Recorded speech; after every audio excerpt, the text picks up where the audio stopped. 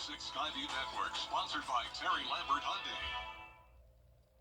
It's today warm and muggy Friday, but we have a cool down on the way for the weekend. I'll have all the details on what you can expect coming up. Right now on News Channel 6 at 4, Helene left many businesses with damaged buildings and signs. How store owners are dealing with the destruction. Plus, impacts of Helene on a local Christmas tree farm, how the business is preparing for the holiday season. And an initiative to create affordable homes for teachers. We'll take a look at recent updates as your news at 4 starts now. Live from Television Park, this is WJBF News Channel 6 at 4. Good afternoon, everyone. I'm Bria Smith. Thank you for joining us. Brad and Jenny are off. Coverage you can count on begins with a Columbia County school bus involved in a traffic accident earlier today. It happened just after noon on Eisenhower Drive and Washington Road.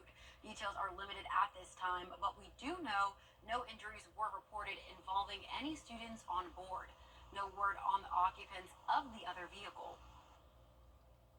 A former Washington County teacher has been sentenced to prison on child sex crime charges. Michael Allen Dendy has been sentenced to 33 years in prison after pleading guilty to production and distribution of child pornography.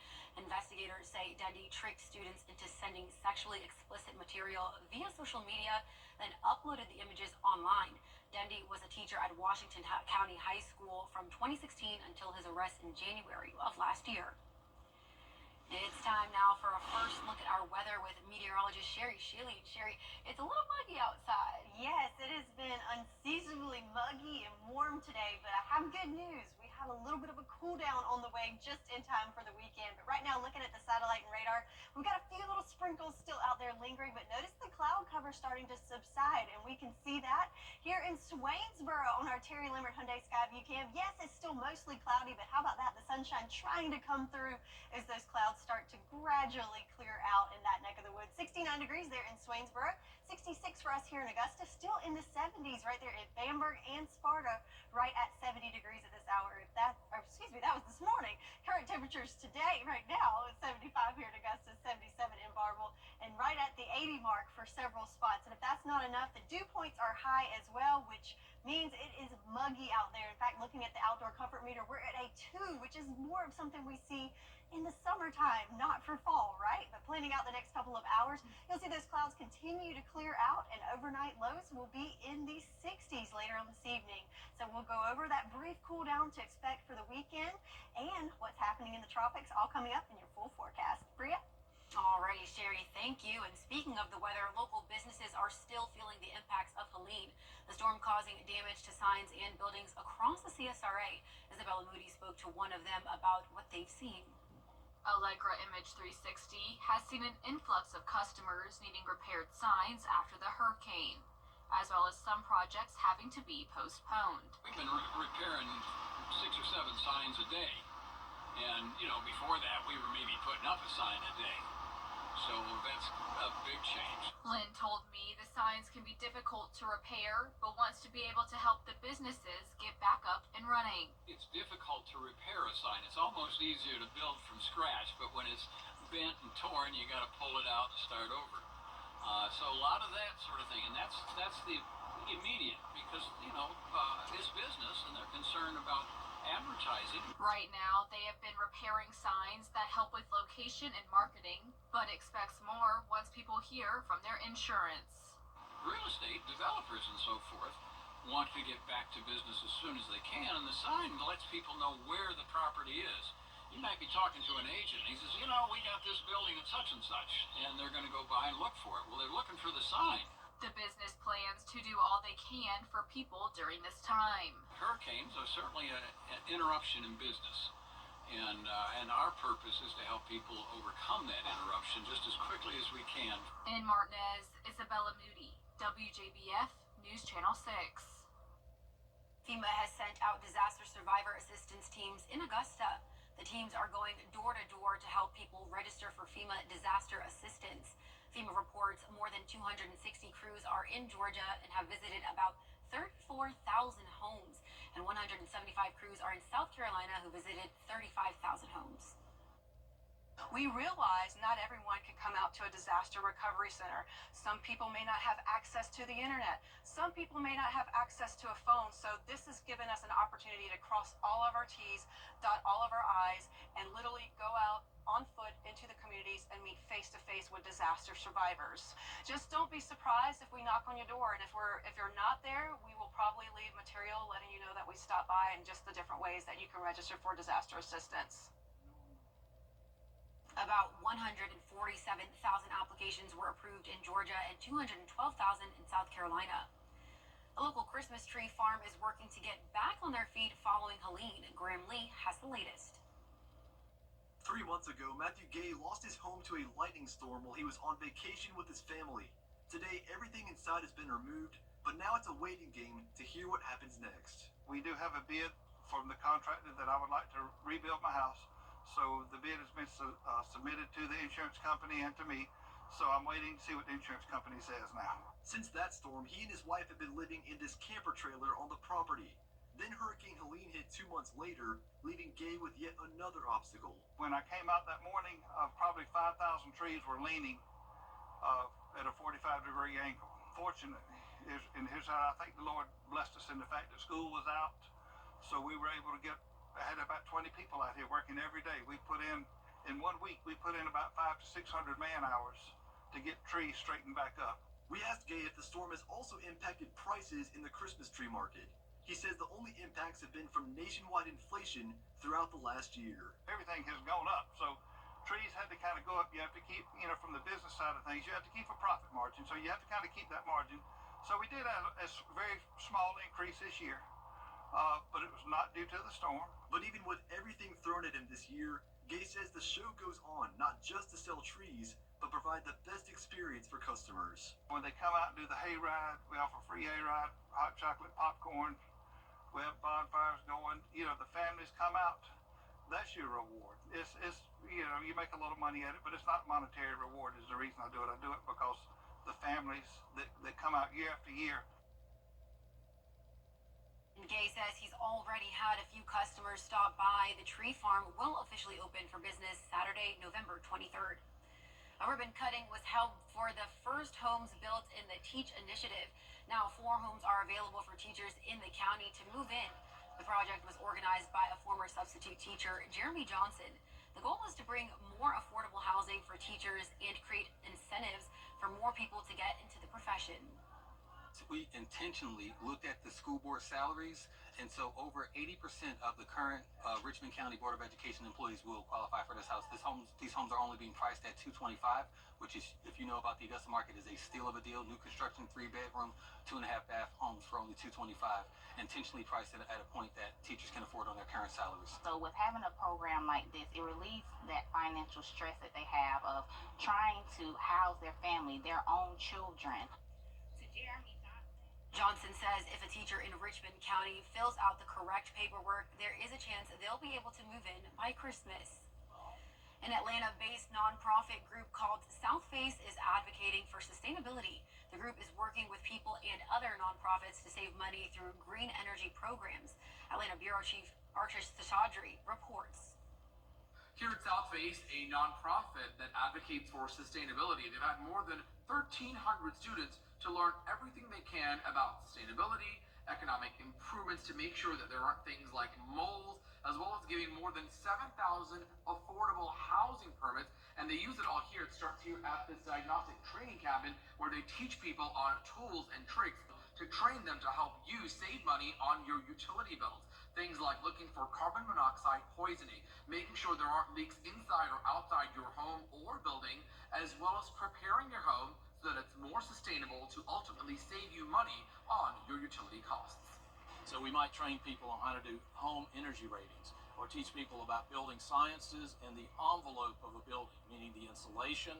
So in a house, you might look at encapsulating the attic so that you keep that energy from going out of the roof of the house by having more extensive insulation. Their rooftop is a sustainable model. Take a look. We have a rainwater collector right here. In the far back, we have a met station to measure the speed of wind.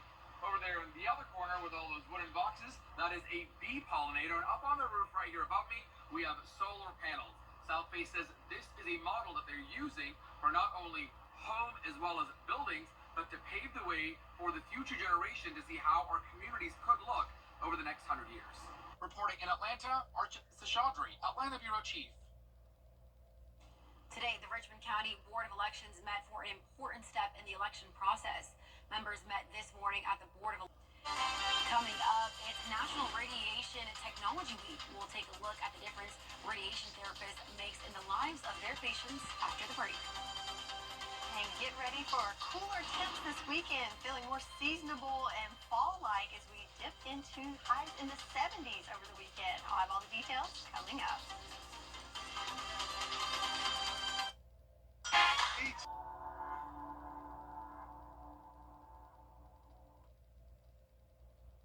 It's National Radiologic Technology Week, a celebration of radiographers and radiation therapists. Kim Vickers tells us why these medical professionals are so vital in the treatment of cancer. And then we also treat the cancer with radiation, so it's a lot higher energies. It does more damage to the cells in the body than what an X-ray would do or a CT scan would do. Teddy Lentz has been in the radiation therapy field for more than 10 years. She tells me that therapists don't just treat patients, they forge relationships that help people get through some of the darkest days of their lives. We really want to be compassionate and empathetic to things that they may be feeling at that time, depending on, like I said, what stage of the diagnosis that they're in. Some may still be grieving, and that is a time when we can step in. And for me, it's like we're providing the hope for them to live. Lentz originally planned to go into the imaging side of radiation technology. She was looking into switching to radiation therapy when her chosen field hit home for her. And within, a couple months, my mom was diagnosed with lung cancer, and she was already at end stage of lung cancer. In the middle of my junior and senior year of therapy school, my dad was diagnosed with leukemia. And so I actually lost both my parents to cancer. But it has enabled me to have that compassion and empathy that I need in this field. Since the pandemic, most areas of the healthcare field have seen a shortage in staff, and radiation therapy is no different. Jeremiah Reeves is a second-year radiation therapy student at Augusta University. He says he enjoys learning in the classroom, but getting hands-on training is what he finds most rewarding. When you're dealing with patients who are going through, potentially life-threatening diseases, it can't, it's not going to be easy always. But just knowing that we're providing a source of comfort for the patient. A lot of times these patients may not even have family to reach out to or to talk to. So the highlight of their day is when they can come here and talk to therapists, talk to the people who are helping them out. Reeves encourages any student wanting to go into the medical field to look into radiation therapy. He tells me he knows this is what he was meant to do. I knew it from the second I stepped foot in clinicals and got that hands-on experience. I was like, okay, I definitely made the right choice. This week during Rad Tech Week, the doctors and nurses at the Radiation Therapy Center are celebrating their therapists, letting them know they are seen and appreciated. In Augusta, Kim Vickers, WJBF News Channel 6. Coming up, a holiday surprise for a Grovetown student. We'll have the story next. Stay tuned. Weather headlines on WJBF News Channel 6. Brought to you by Hickson Roofing. If your roof needs fixing, call Mr. Hickson. B&K Grading. We're bringing the world to Aiken with USC Aiken's Cultural Series at the Etheridge Center.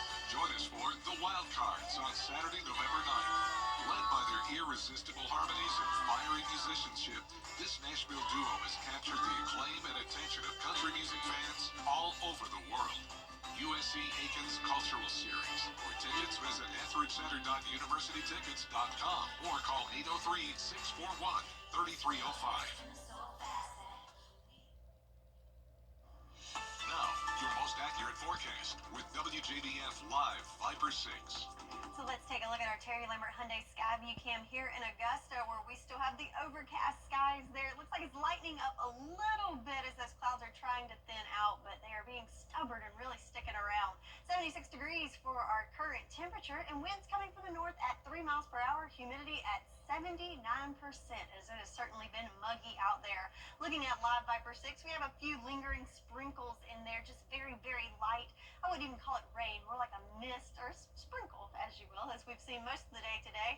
In fact, looking at the last 12-hour rain totals, not even really any measurable rain here in Augusta, but trace amounts picking up a little to our west, and Sparta taking the cake at almost a 1/10 of inch of rain in the last 12 hours. So the big picture here, so we've got the cloud cover that's coming over our area, but there's a lot of action going just to our south in the Gulf of Mexico. So let's take a trip down there to look at the latest on Hurricane Rafael. So as of the 4 o'clock advisory, it's losing strength, even though it's still over those warm waters in the Gulf of Mexico.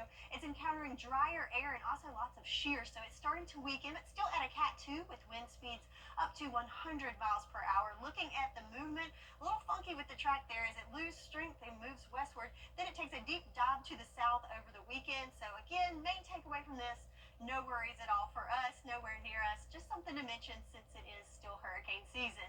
So back at home, looking at your evening planner for today, 79 degrees at 5 o'clock. Remember, sunset at 5:30, so it'll be getting dark there. And once the sun goes down, temperatures dropping to near 70 later on this evening. With the future cast, there's those clouds that will gradually clear out as we go through the next couple of hours. But then when we wake up Saturday morning, the clouds will start to build back in.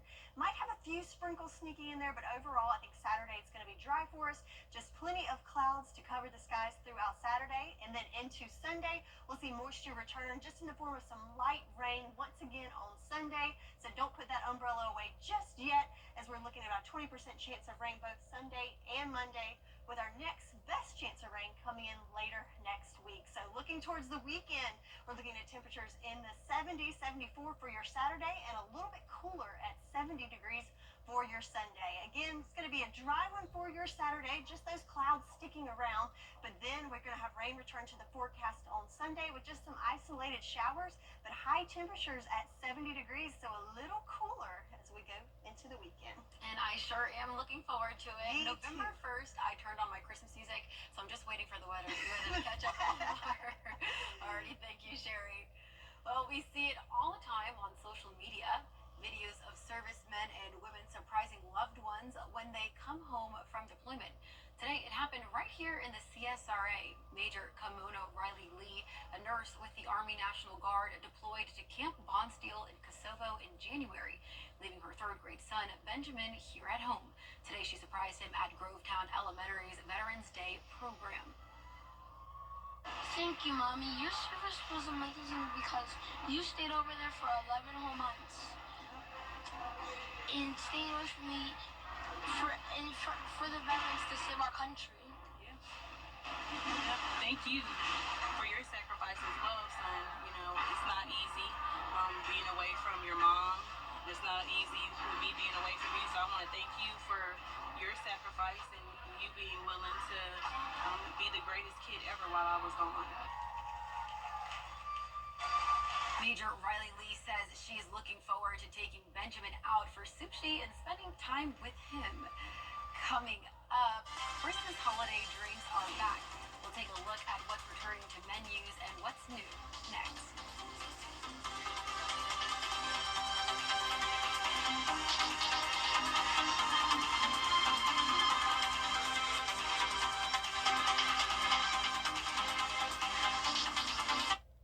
COVID-19 is still... Starbucks reveals its seasonal lineup of sweet sips. Peppermint mocha and the iced sugar cookie latte are back, but this year the coffee chain added 3 new drinks, a new cold foam topper, and 4 new snacks. Meanwhile, Dunkin' added a new holiday cookie latte and 2 new snacks. If you want to try any of these new items, they are available now. Well, that's all for this half hour. We'll have more coverage you can count on at 4:30, including how a Georgia college student is helping decrease food waste. Those details and more up next with Graham Lee.